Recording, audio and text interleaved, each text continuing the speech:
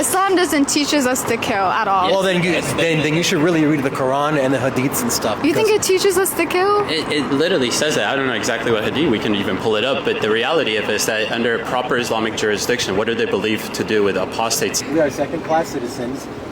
We have to pay jizya. We are dhimmis, and we have to pay jizya for our protection. From who? From them. So Hadith 6922, the Prophet said, whoever changes his religion, kill him. Hadith 3017, the Prophet said, if somebody, a Muslim, discards his religion, kill him. Hadith 4152, it is not permissible to shed the blood of a Muslim, except in 3 cases, and a person who reverts from Islam, an apostate, and leaves the Muslims. Is there a punishment that you believe in for an apostate? What is an apostate? Apostate for somebody that suddenly, goes from Muslim to being a religious? No, because that's none of my business. I don't think someone should be punished for not being Muslim or being so Muslim. Then you're against one of the fundamental writings of your religion.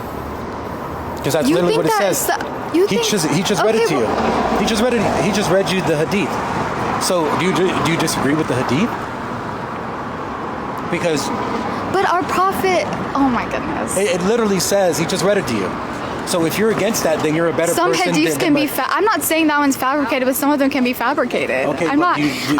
Do you think that one is that we just read you right now? I actually don't know because I've never heard that hadith before. I actually don't know. Okay, it's in the Quran. It's verse 2-217, 4-89, and 16-016. All condemn apostasy as a grave sin leading to hellfire, and they specify that God's punishment for those are the ones that are cited in the ones that I just read to you, the hadiths. So that's the problem I have, is I understand that there could be extreme interpretations of religions. We see that in Christianity and Judaism, but the own religious texts don't state that. That's why I have a problem with Islam, because the fundamental text of it advocate for it to be a violent, essentially, religion.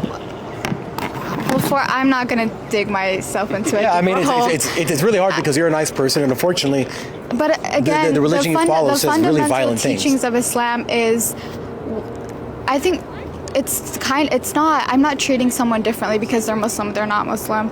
I think that someone should not have a punishment for leaving the religion.